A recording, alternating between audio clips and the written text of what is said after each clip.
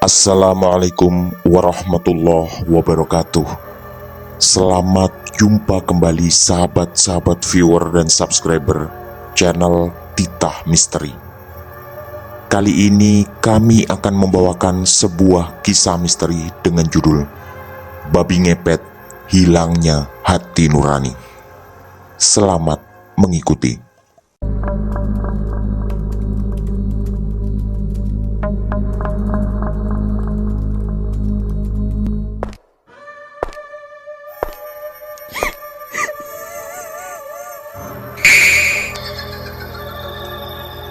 Jangan pernah mengikuti kisah ini sendirian. Kekayaan sejatinya adalah anugerah jika kita mendapatkannya dengan jalan yang tidak menyalahi aturan yang maha kuasa. Jawa Timur 1993. Di liburan kuliah kali ini, Edi ingin menghabiskan beberapa hari di rumah Om Gindi, salah satu adik dari ibunya yang tinggal di Tulungagung, Jawa Timur. Beliau adalah adik tepat dari ibunya. Artinya, Om Edi adalah anak kedua dan ibunya adalah anak pertama dari 4 bersaudara. Sudah 2 tahun lebih Edi tak berkunjung ke sana, terutama karena kesibukan kuliah dan jarak yang lumayan jauh. Hanya saja, setiap lebaran mereka selalu bertemu, karena Om Edilah yang datang ke Semarang. Itu memang menjadi tradisi yang umum, karena Bu Rini, ibunya Edi, adalah saudara tertua. Jadi, adik-adiknya lah yang mendatangi dan bersilaturahmi setiap kali momen lebaran tiba. Dulu, ketika masih SD dan SMP, Rudi sering main ke sana. Suasana desanya yang asri membuat Rudi betah berlama-lama. Sungguh jauh berbeda dengan kebisingan Semarang yang kebetulan rumahnya ada di tengah kota. Di depan rumah Om Gindi ada sungai kecil saluran irigasi yang dulu Edi sering main di sana. Juga hamparan sawah yang luas tepat di belakang rumahnya. Kata Om Gindi, itu adalah sawah bengkok, yaitu sawah hak pakai untuk pejabat desa selama masa jabatan. Jadi, kata Om Gindi, sampai kapanpun tak akan ada bangunan berdiri di atasnya, kecuali jika kelak ada perubahan kebijakan dari desa.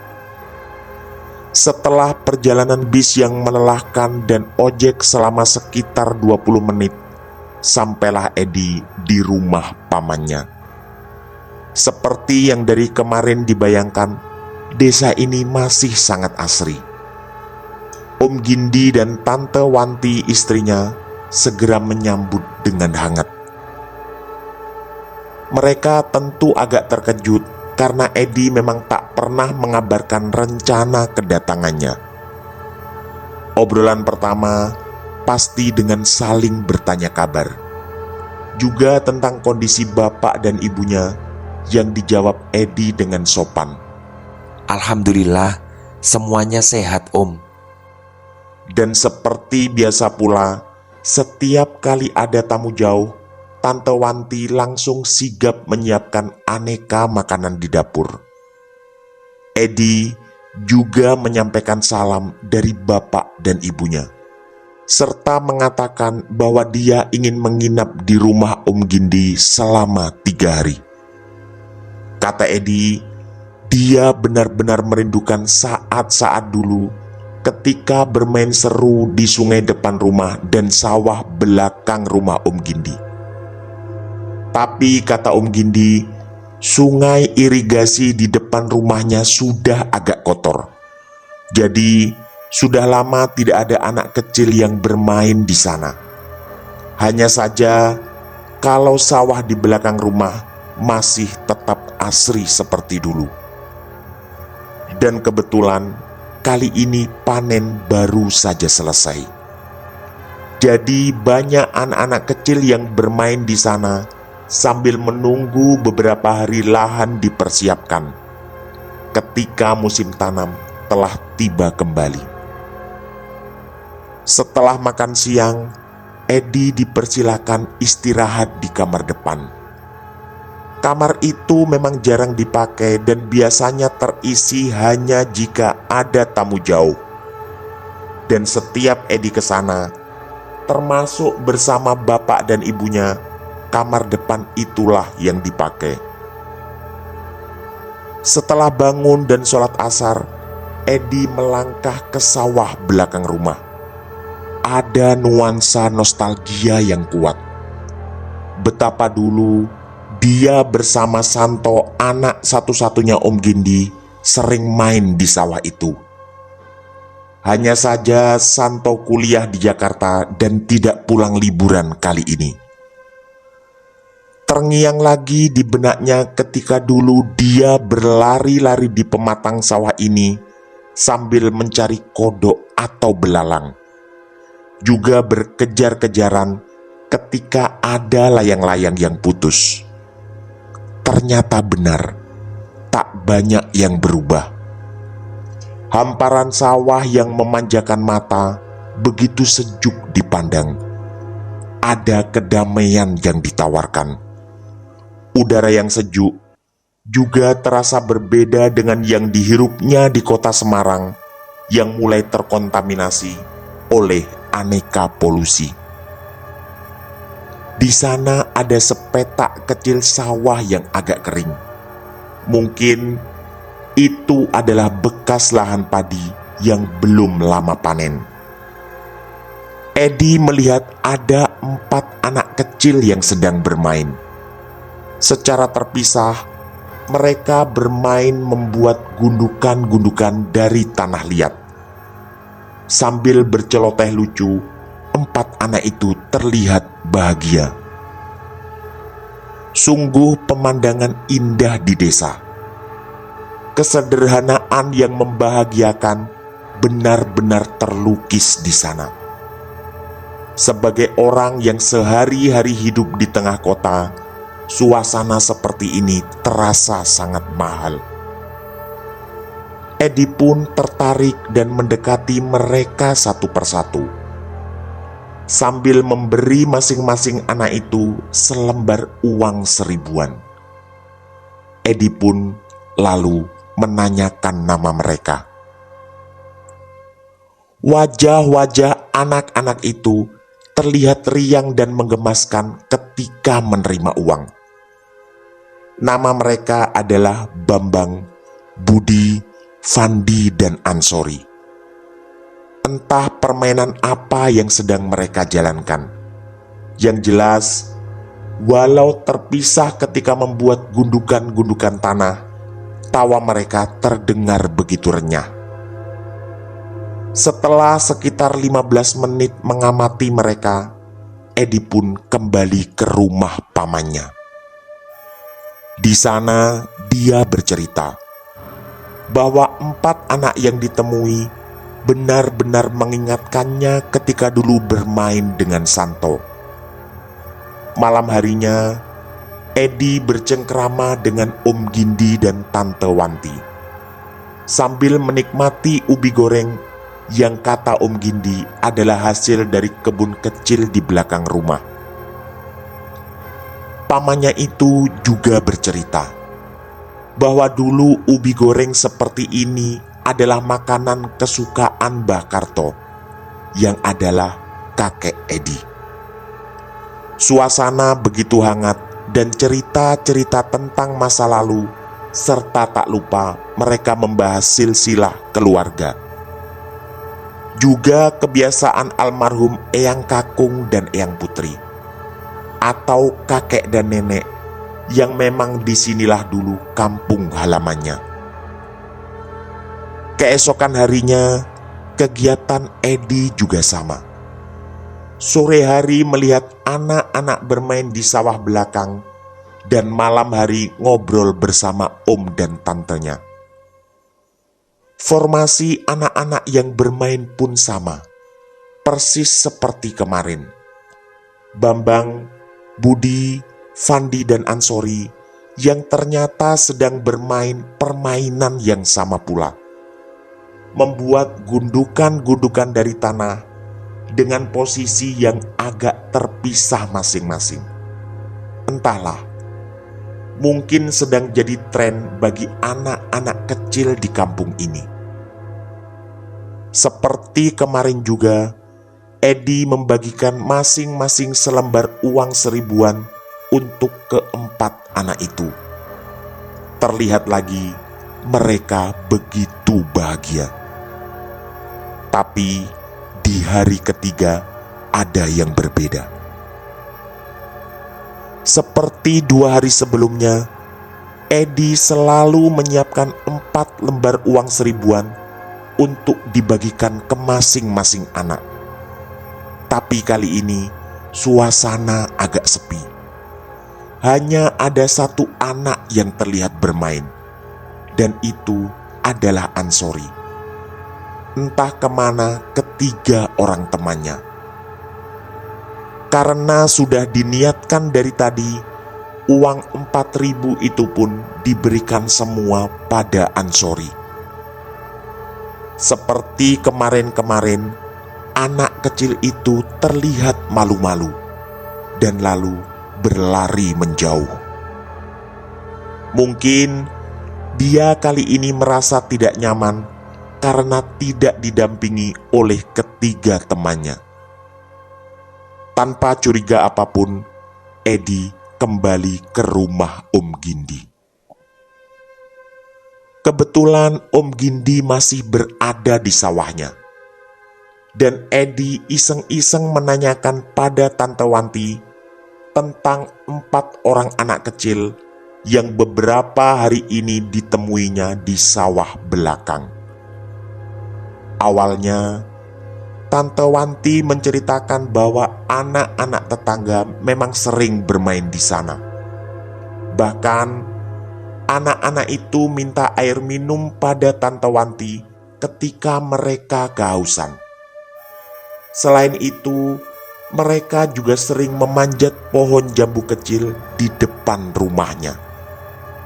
Tapi, wajah Tante Wanti terlihat berubah ketika Edi menjelaskan nama anak-anak itu. Katanya, Bambang dan Budi adalah anak tetangga yang rumahnya di dekat masjid.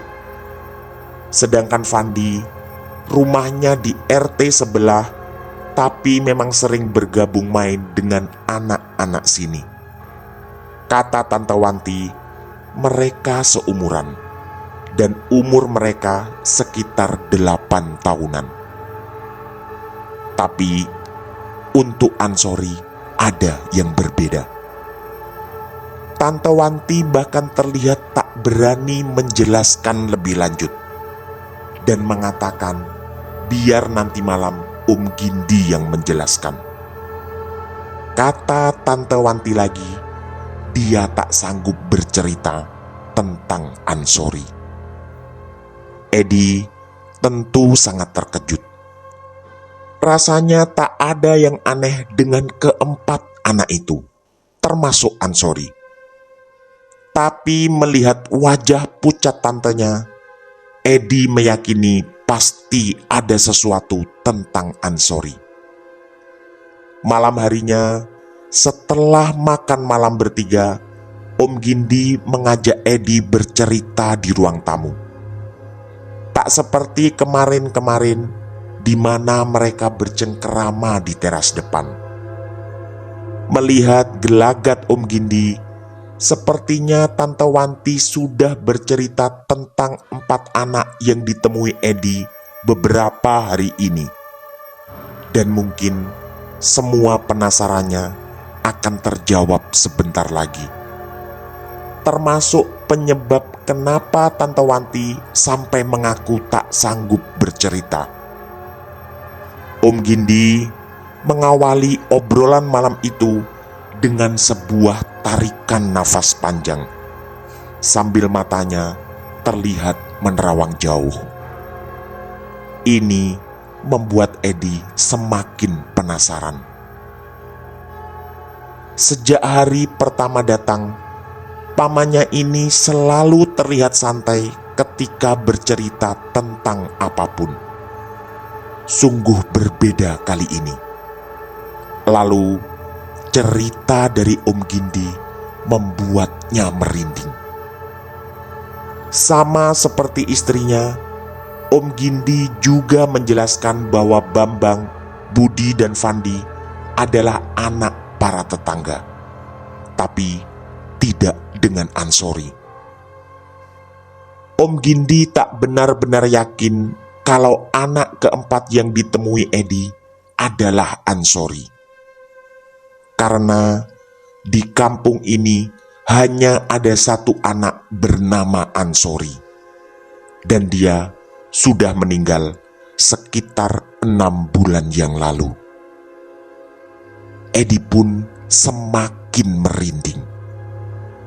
Tentu tak pernah terbayang di otaknya dia akan bertemu anak kecil yang sebenarnya sudah meninggal. Tapi dari begitu seriusnya Om Gindi bercerita, serta tak ada anak kecil lain di kampung ini yang bernama Ansori, bisa jadi ketakutannya adalah benar, bahwa anak itu memang sudah meninggal. Dan lagi, alangkah mustahilnya Om Gindi berbohong. Edi lalu berusaha mengingat kembali pertemuannya dengan keempat anak itu. Seingatnya tak ada yang mencurigakan.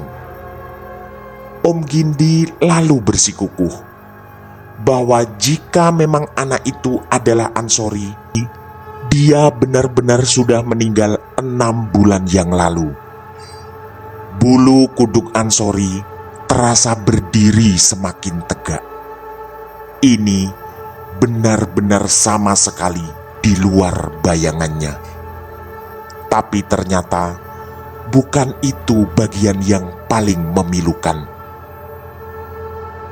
Om Gindi melanjutkan cerita sedih ini setelah sekali lagi menarik nafas panjang dan dalam, sekaligus juga menerawangkan pandangannya ke tempat yang jauh. Beberapa hari menjelang meninggalnya Ansori, warga dihebohkan dengan penampakan seekor babi yang aneh. Tentu itu tidak wajar, karena kampung ini jauh dari hutan. Dan ada kesaksian beberapa orang bahwa setelah dikejar beramai-ramai, babi itu menghilang di bagian depan samping rumah Pak Sigit, bapaknya Ansori, yang biasa dia pakai untuk mendorong dan memasukkan sepeda motor. Edi semakin seksama mendengarkan cerita pamannya.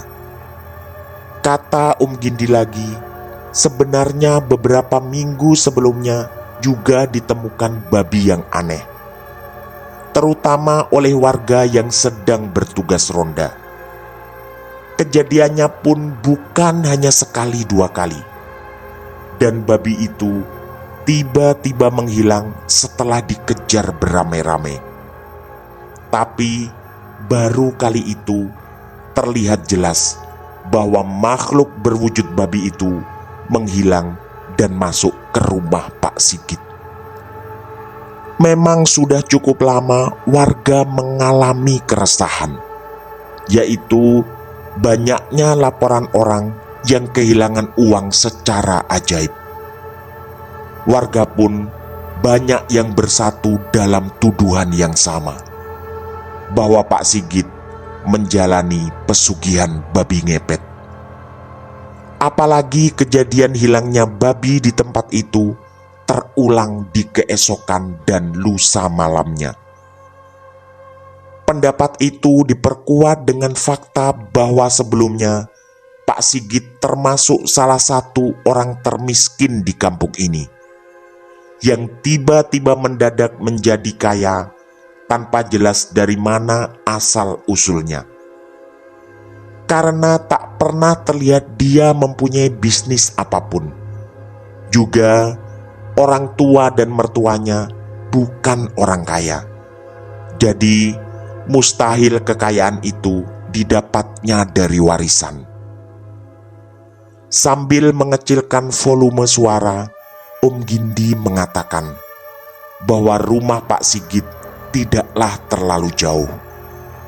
Hanya terpisah 6 rumah dari rumah ini dan berada tepat di depan pos kamling.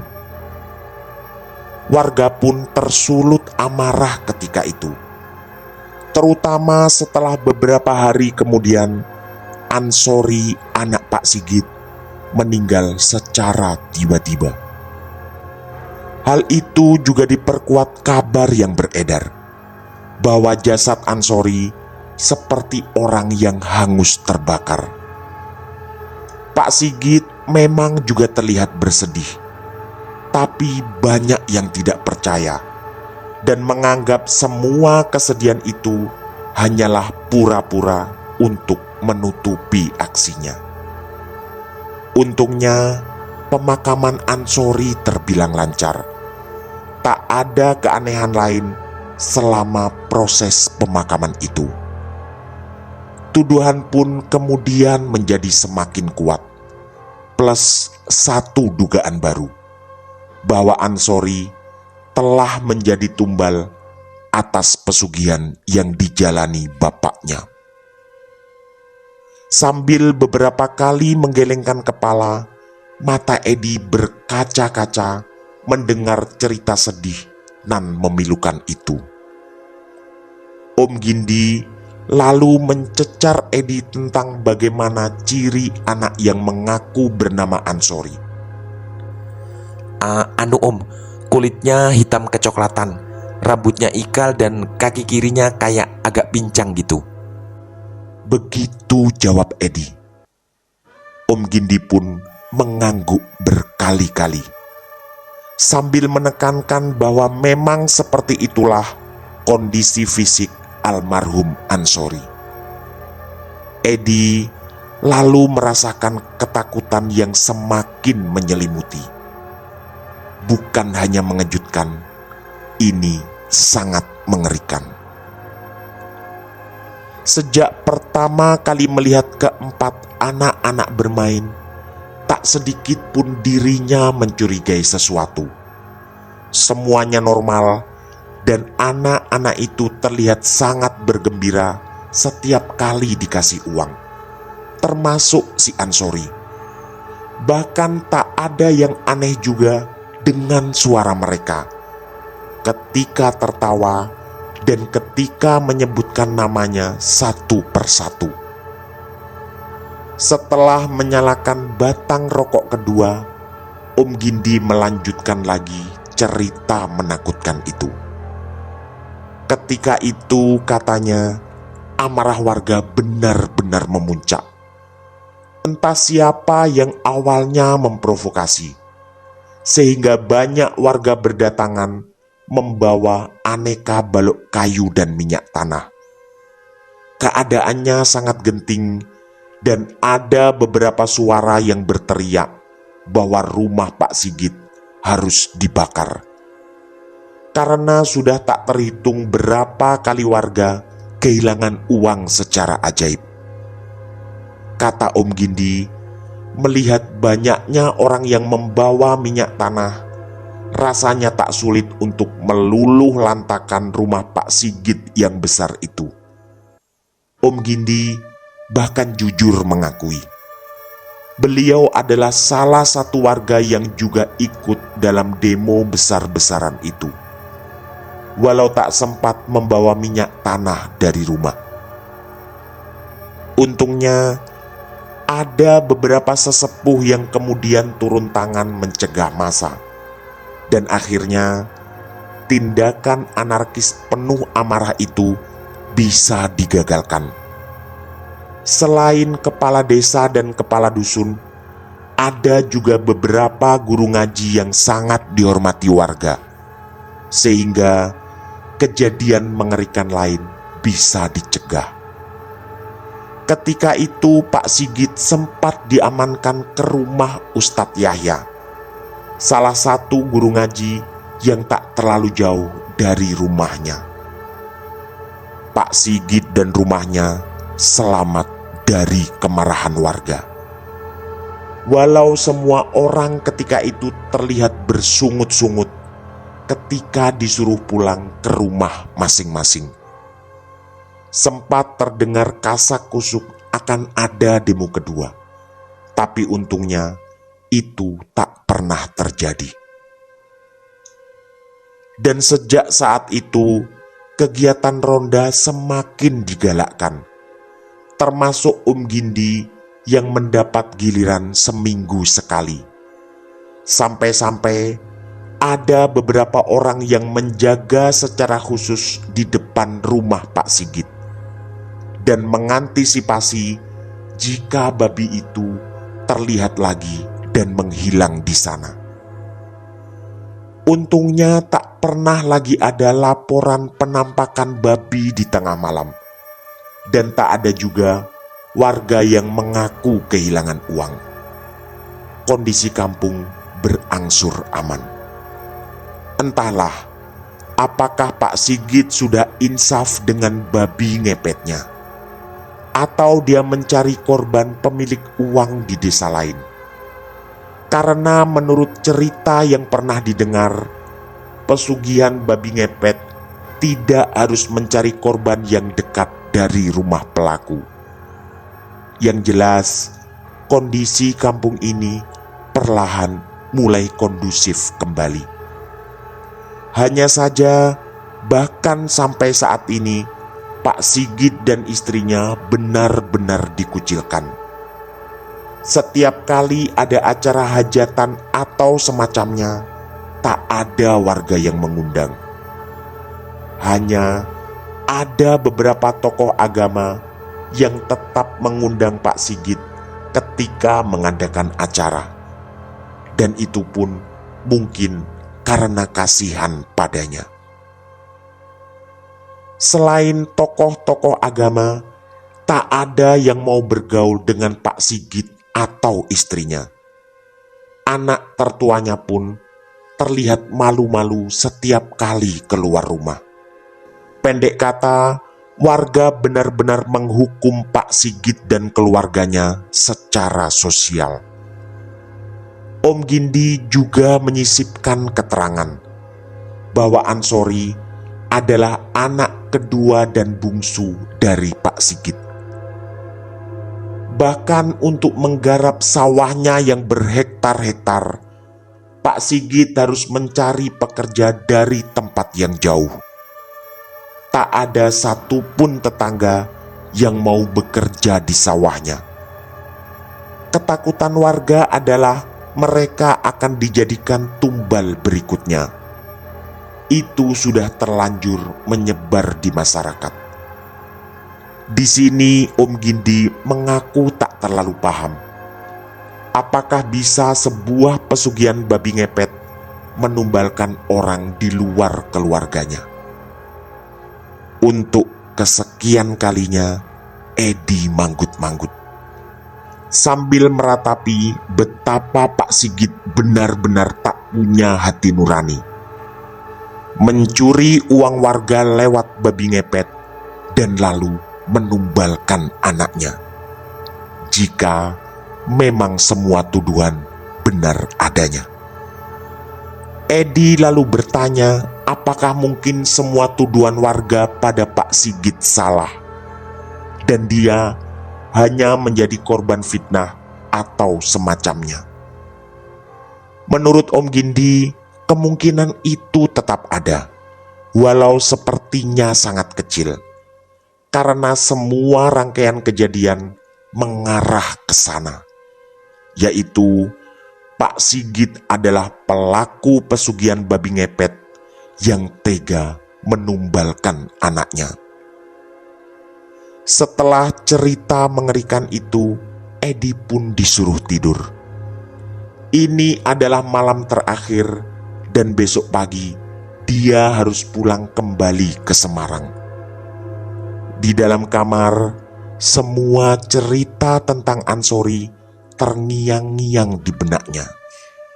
Juga amarah yang luar biasa berkecamuk di hatinya. Walau dia sama sekali tak kenal Pak Sigit dan Ansori, tapi tindakan itu benar-benar mencederai hati nurani. Ingin rasanya dia juga menumpahkan semua sumpah serapah pada orang itu. Yang jelas tidak mungkin pamannya mengarang cerita. Sekaligus rasanya mustahil pula warga menjadi sedemikian marah sampai hampir membakar rumahnya tanpa alasan yang benar-benar kuat. Setelah cukup lama berusaha tidur, akhirnya Edi pun terlelap. Tapi semua kengerian ternyata belum berakhir. Tiba-tiba dia merasa ada di sebuah tanah lapang yang luas. Tempat ini terasa sangat asing. Tapi entah kenapa Edi merasa nyaman dan duduk sendirian di bawah pohon mangga sambil menikmati hisapan rokoknya. Angin sepoi-sepoi menambah suasana syahdu dalam kondisi yang sepertinya sore hari. Tiba-tiba dia melihat dari kejauhan. Ada seorang anak kecil yang dengan asik mengendarai sepeda. Sambil terdengar suara tawanya, anak itu mengayuh sepeda dengan pelan. Sepertinya dia sangat menikmati. Edi pun menunggu anak itu. Dan setelah semakin dekat, ternyata dia adalah Ansori. Edi sempat tersenyum dan melambaikan tangan, yang dibalas pula dengan sebuah senyuman kecil oleh anak itu. Lalu, tak lama kemudian, datanglah seorang laki-laki setengah baya yang dengan cepat menyusul anak itu. Ada yang sangat aneh di sini.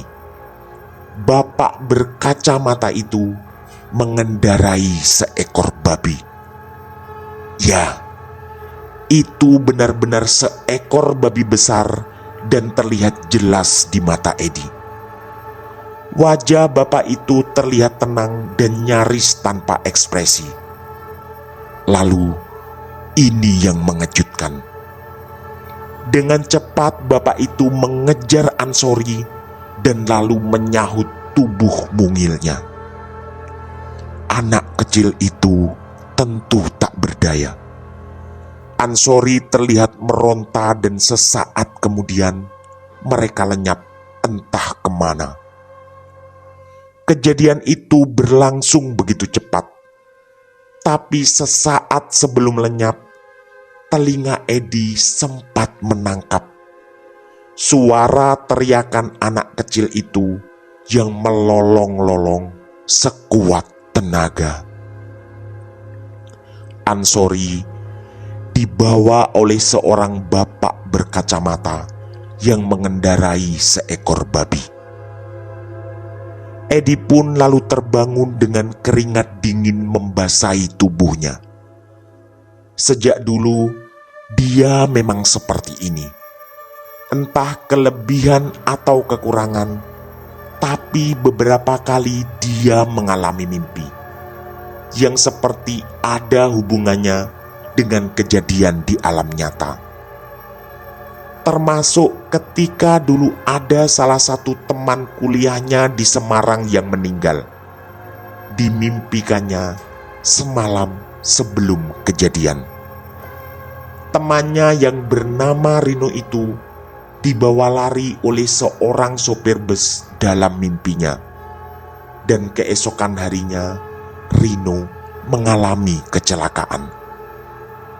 Bedanya, kali ini dia mengalami mimpi setelah mendengar cerita Om Gindi tentang kejadian meninggalnya Ansori beberapa bulan yang lalu.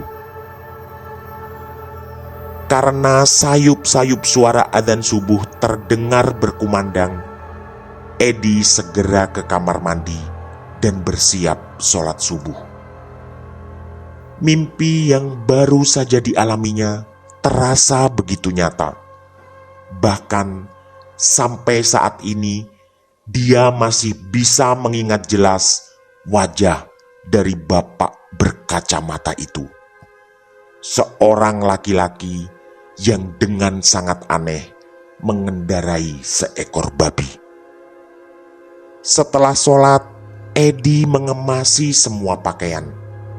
Rencananya sekitar jam 7, dia akan berangkat ke terminal dan melanjutkan perjalanan pulang ke Semarang.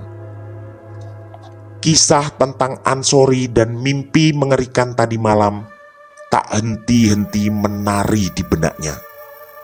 Bersama air mata yang kadang masih mengucur karena kasihan pada Ansori. Sekitar jam setengah 7, Tante Wati mempersiapkan sarapan.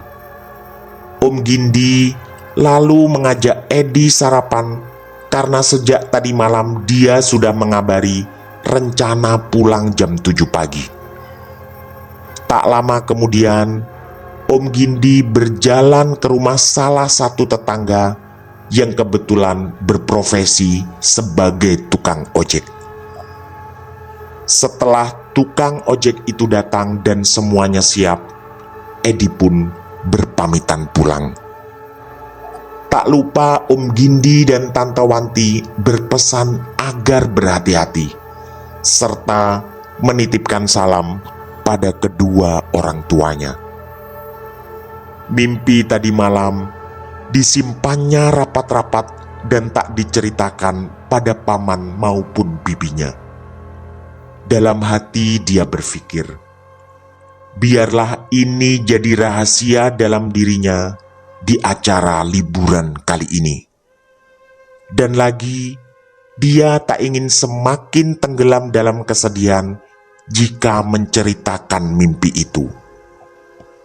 Edi pun berpelukan dengan Om Gindi dan Tante Wanti sebelum benar-benar berangkat. Sekitar 20 menit kemudian, dia pun sampai di terminal Tulungagung. Rencananya, dia akan berangkat ke Surabaya dan di sana baru akan mencari bis ke Semarang. Tak lama setelah mendapat bis, Edi pun berangkat. Bis itu mulai berjalan perlahan. Tapi sebelum benar-benar meninggalkan terminal, Edi merasa haus. Entah kenapa dari tadi dia tak terfikir membeli air ketika banyak pedagang asongan naik dan turun.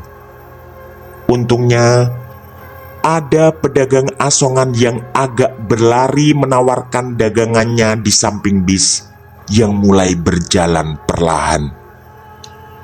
Edi pun membeli air dan kebetulan ada uang pas di sakunya. Setelah menerima air itu dari dalam bis, Edi memperhatikan si penjual. Ternyata dia adalah seorang anak kecil dan wajahnya adalah Ansori.